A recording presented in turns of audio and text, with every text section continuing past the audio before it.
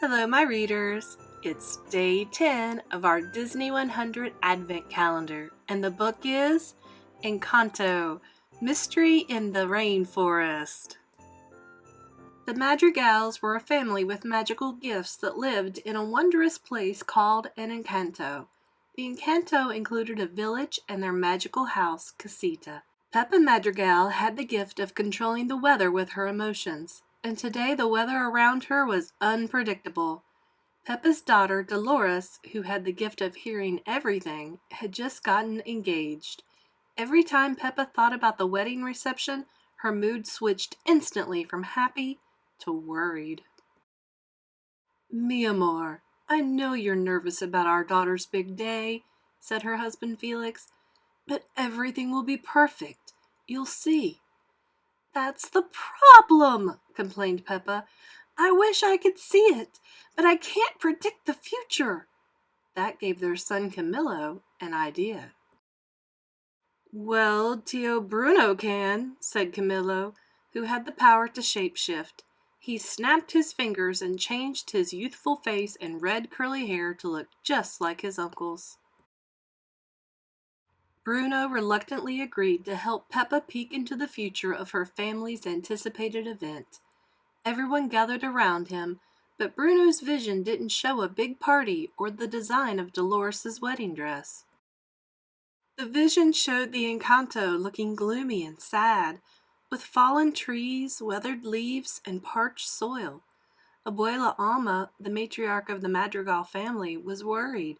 She asked Bruno if he knew what was happening. He responded with one last detail: a beautiful Flor de Mayo orchid. Abuela decided that they should go to the village. Maybe someone there knew what was happening. In town, they met with a few worried families.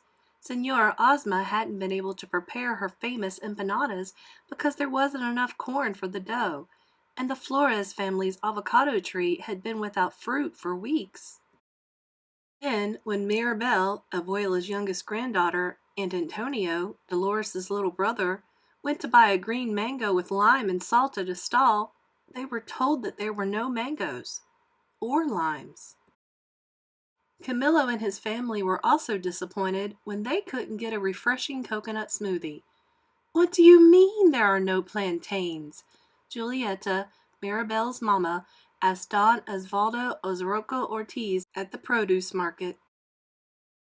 Back at Casita, Julieta continued complaining to Isabella, her eldest daughter and Mirabel's older sister, who was desperately trying to replace the withered flowers on all the balconies. The Madrigals called a family meeting to talk about the mysterious problem.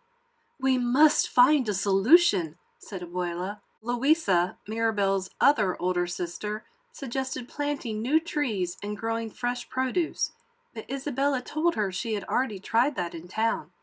"The plants, old or new, are barely surviving," she added. They needed to find the cause. "I haven't heard the waterfalls in a few days," said Dolores, with her ears pointing towards the mountains. Antonio watched his family desperately thinking about how to help their beloved Encanto, when suddenly his friend Pico, a toucan, clattered in his ear. Antonio knew that the time had come to show them the power of his magical gift. "I know what to do," Antonio said with excitement. "I need to go to the rainforest." "Keke? Going to the rainforest alone?" asked Abuela. "Papito, I know you're very brave, but that's a big responsibility for a young man like you," she added. Everyone started talking about the baby of the family wanting to solve this huge mystery on his own, until they heard a big roar. Mirabel broke the awkward silence. "Are we forgetting Antonio's magical gift? He won't do this alone. He has his animals," she said. "Go, son, make your family proud," Felix said, feeling hopeful, and everyone else agreed. Pico led the way into the rainforest, while Antonio and the others followed. Along the way, they saw lots of other animals who decided to join them. It wasn't long before they arrived at the edge of a dry river. The waterfall that fed into it was almost dry as well, Only a thin stream of water trickled down the wall of rocks onto the dry dirt. Chisby, a chigaro, caught Antonio's attention and gestured to a beautiful orchid. A hummingbird buzzed near Antonio and said, "It's a flor de mayo, and it's still growing. There must be a reason." Antonio turned to Pico and the hummingbird. "Can you fly up there and look around? Then come and tell me what you see?" At the top of the rocks, the hummingbird got close to the flower, drawn by its scent. The three birds were admiring the orchid's beauty when they finally saw it. A large and heavy ceiba tree was blocking the river. The three birds immediately flew back down to tell Antonio.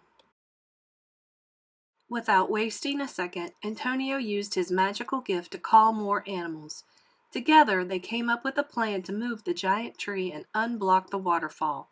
They worked as a team, moved the tree, and the water began to flow. "We did it!" said Antonio as he laughed and hugged his animal friends. He looked gratefully at the orchid because thanks to it, they were able to discover exactly where the problem was. Antonio and his animals returned to Casita. They shared the good news with the family and the entire community. "Great job, Antonio!" everyone cheered. "Now let's have a wedding," said Peppa. "We're so proud of you," Maribel said. "You helped your community with your magical gift, but also with courage and love, the gifts we all have within." Okay, is this not the cutest Antonio plush you've ever seen? And if you'd like to purchase it, I have the link in the description box below. Don't forget that all of our stories come from the Disney 100 Advent Calendar, and I will provide a link in the description box below.